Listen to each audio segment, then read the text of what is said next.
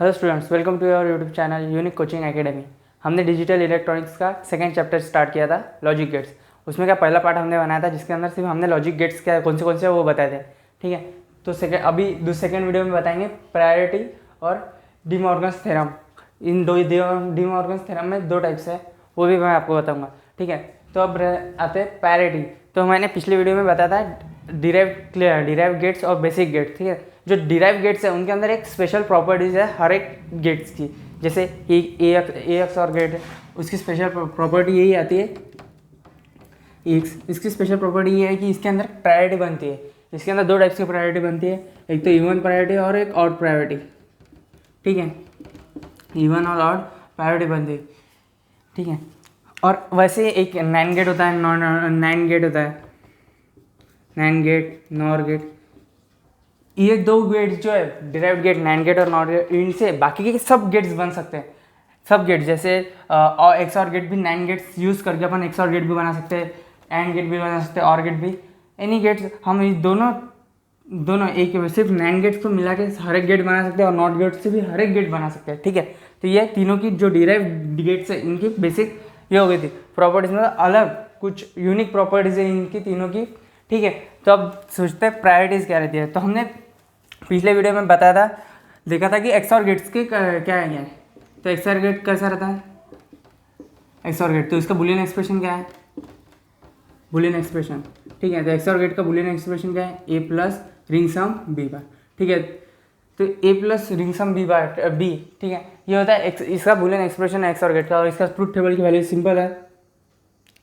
अगर same input है तो आंसर 0, अगर डिफरेंट इनपुट रहता है आंसर 1। जैसे इलेक्ट्रिसिटी में होता है, और एक पॉजिटिव चाहिए और एक निगेटिव चाहिए तब जाके लाइट जलती है। वैसे सेम, अगर दोनों इसमें अगर डिफरेंट होंगे तो ऑन, अदरवाइज ऑफ। ठीक है, तो ये सिंपल एक्स और गेट का ट्रूथ टेबल है। अगर डिफरेंट रहे, जैसे हम इलेक्ट्रिक स्विच में देखते हैं, एक पॉजिटिव चाहिए निगेटिव चाहिए तब जाके लाइट ऑन होती है, सिंपल।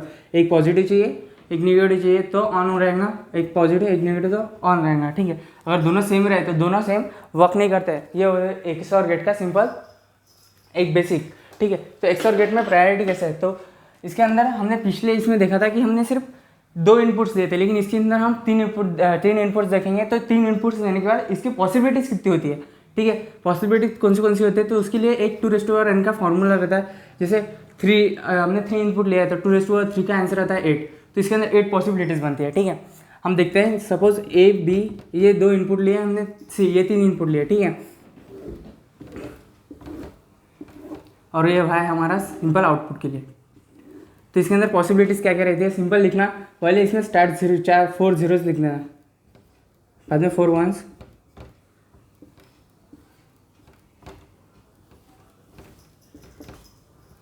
Zero one 1।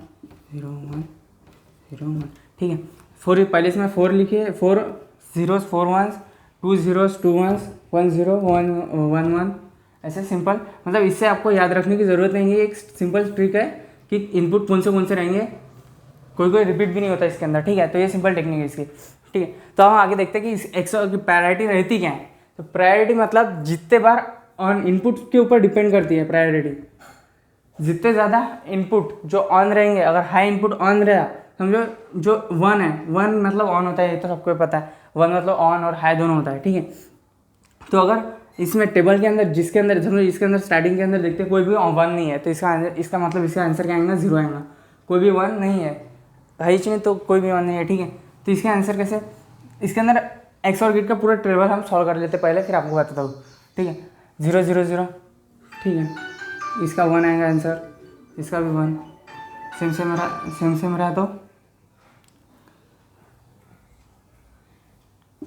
1।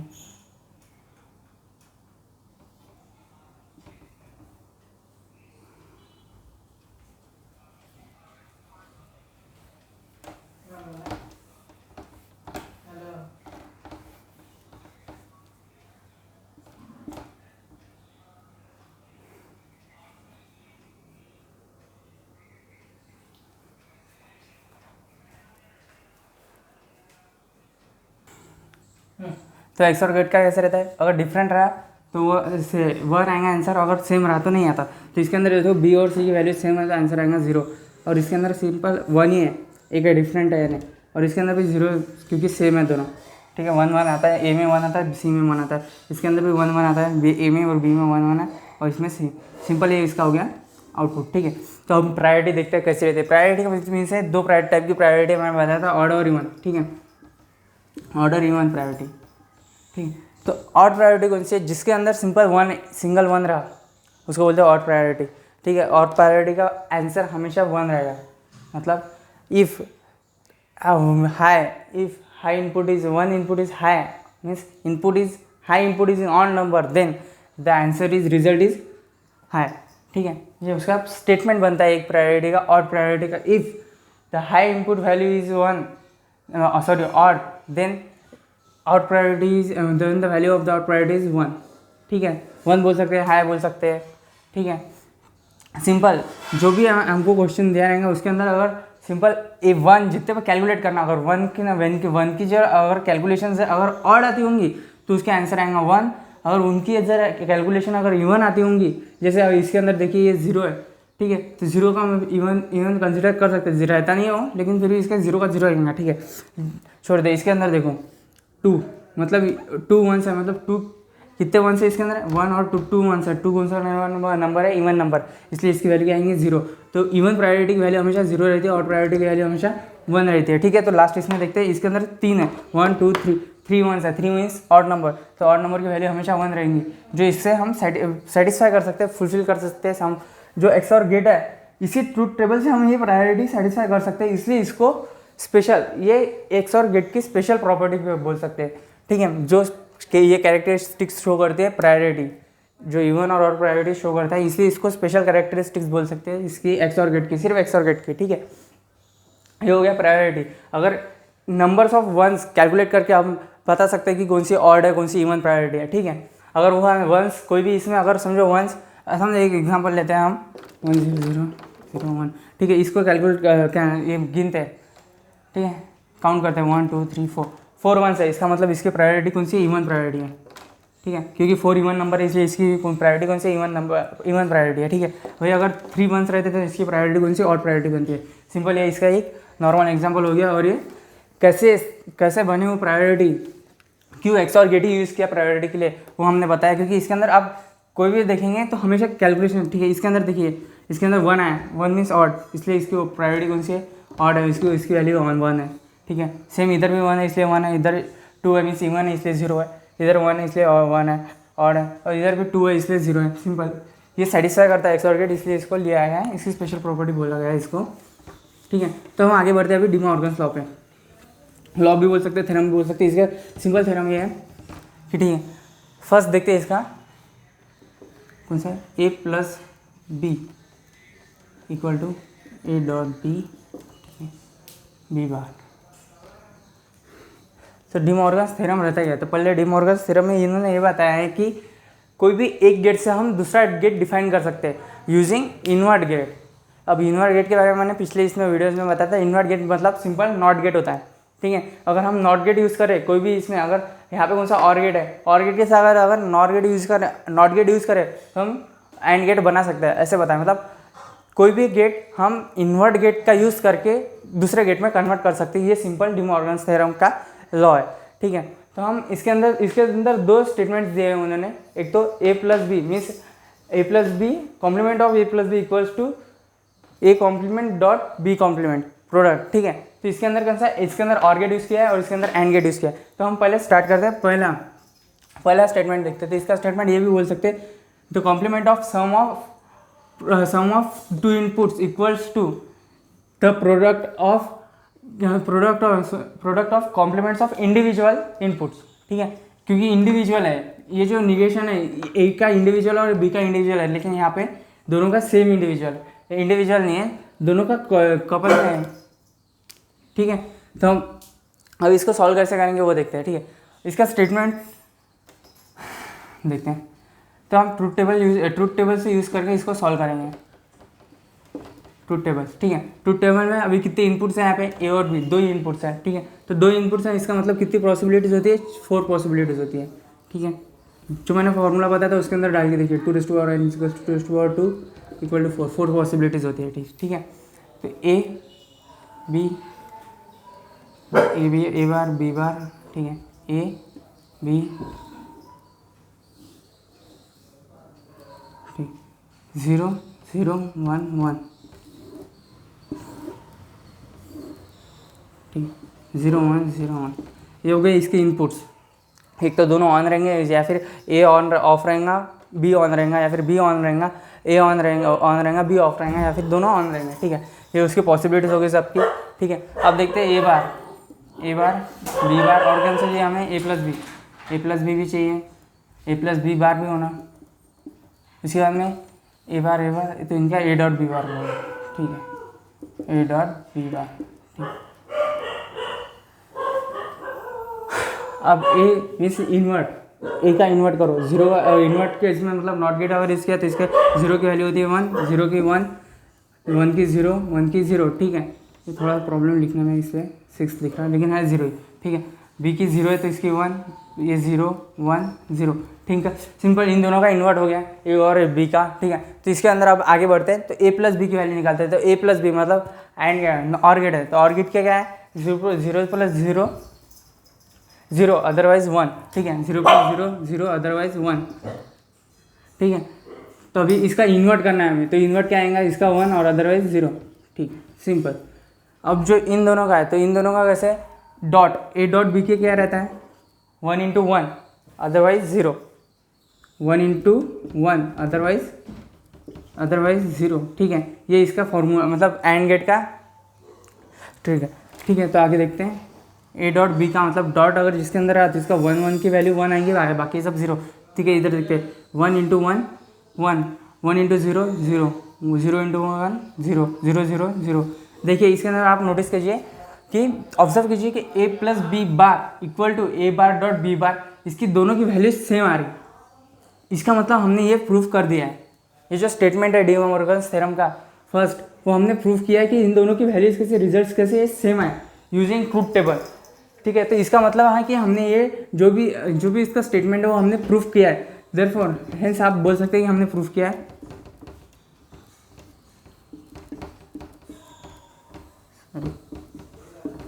ठीक है, तो ये हो गया। इसके अंदर हम यहाँ पे हमारा ये प्रॉब्लम्स क्लोज नहीं होता, इसके अंदर हमें सिंबॉलिक डायग्राम भी दिखा सकते हैं हम इसके, ठीक है। तो वो हम तो यहाँ पे आप यहाँ पे ऐसे बोल सकते हैं यूजिंग ट्रूथ टेबल हमने ये प्रूफ किया है करके, डी मॉर्गन्स थ्योरम, ठीक है।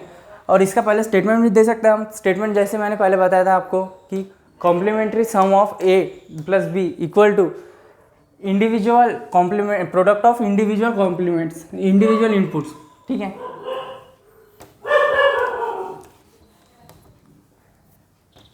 अब इसकी डायग्राम देखते हैं। ये ऑर गेट हो गया, ऑर गेट के ऊपर निगेशन है इसलिए नॉट गेट, ठीक है। इसके दो इनपुट्स ए और बी, ठीक है, यहाँ पे आउटपुट, ठीक है। ये हो गया ए प्लस बी बार का, ठीक है, सिंपल। इक्वल टू देना दोनों के बीच में, ठीक है। तो अभी हमें यहाँ कौन सा गेट है, एंड गेट है, तो एंड गेट निकाल लीजिए पहले। एंड गेट के इनपुट्स निगेटिव है, एंड गेट के इनपुट्स निगेटिव है, ठीक है।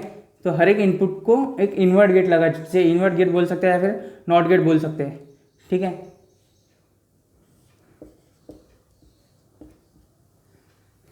सिंपल ये हो गया इसके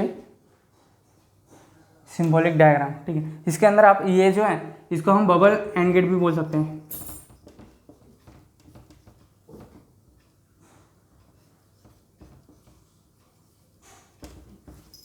ठीक है।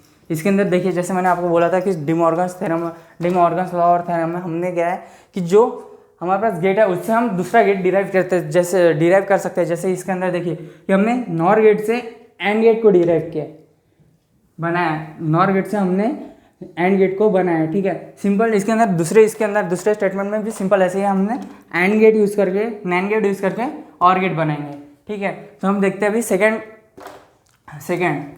डी मॉर्गन्स लॉ का, ठीक है। तो ये भी सिंपल ऐसे, तो हम सेकेंड स्टेटमेंट देखते हैं अभी इसका। सेकंड थ्योरम क्या है इसका डी मॉर्गन्स लॉ का, ये भी सेम वैसे है, लेकिन सिर्फ पहले इसमें हम नॉर से एंड बनाते थे, इसके अंदर नैंड से और बनाना है, ठीक है, नैंड से, ठीक है। तो इसके अंदर सिंपल इसका भी स्टेटमेंट वही बनता है कि अगर कॉम्प्लीमेंट दोनों का अगर प्रोडक्ट का कॉम्प्लीमेंट रहा तो उसका इक्वल टू इक्विवेलेंट क्या रहेगा, और मीन सम रहेगी, लेकिन इंडिविजुअल कॉम्प्लीमेंट रहेगा इनपुट्स का। ठीक है, तो ये भी हम ट्रूथ टेबल के हिसाब से सॉल्व करेंगे। इसके अंदर भी दो इनपुट्स है मतलब 4 पॉसिबिलिटीज रहती है। तो ट्रूथ टेबल निकाल लीजिए पहले। ट्रूथ टेबल कौन सा है, तो ट्रूथ टेबल देखते हैं। ठीक है, तो ए बी सिंपल, हमें क्या क्या लेना है वो भी ले लीजिए। हमें और क्या क्या चाहिए, ए डॉट बी उसका कॉम्प्लीमेंट, ए डॉट बी का कॉम्प्लीमेंट। ठीक है, उसके बाद में ए निगेशन, बी का निगेशन और इन दोनों का एडिशन। ठीक है, 0 0 1 1 0 1 0 1। ठीक है,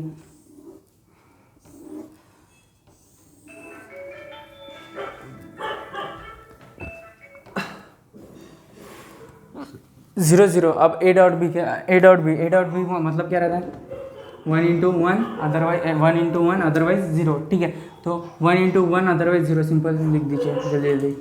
ठीक है, तो इसका निगेशन लेना है हमें। निगेशन लेना है मतलब क्या, 0 की वैल्यू 1 लीजिए, बाकी का यूज। ठीक है, तो ए का निगेशन क्या आएगा, 1 1 0 0। आप टैली कर सकते हैं, इस साइड से हम टैली कर सकते हैं। बी का निगेशन क्या रहेगा, 0 1 1 0 1 0। ठीक है, अब इनका एडिशन क्या रहता है, मतलब ए प्लस बी में क्या होता है, 0 प्लस 0 इक्वल्स टू 0 अदरवाइज 1।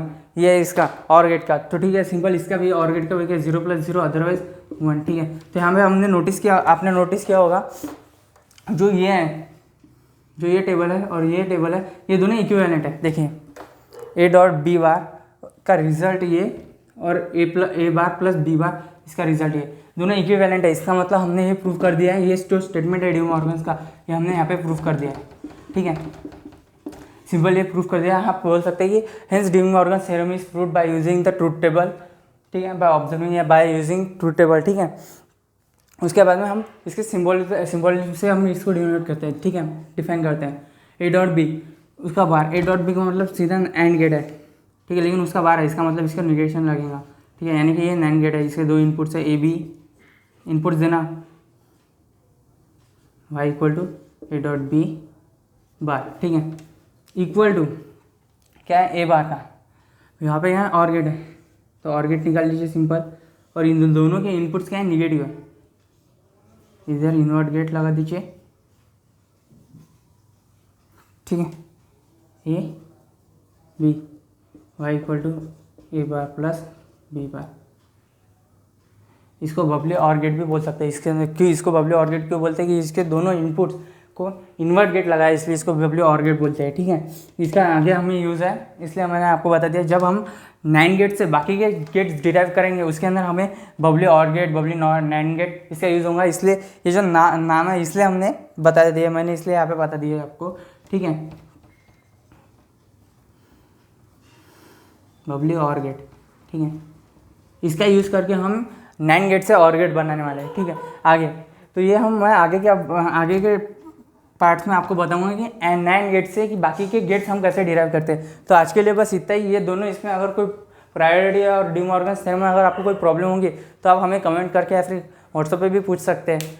अगर आपको ये वीडियो पसंद आया होगा, please do like, share and subscribe. Thank you.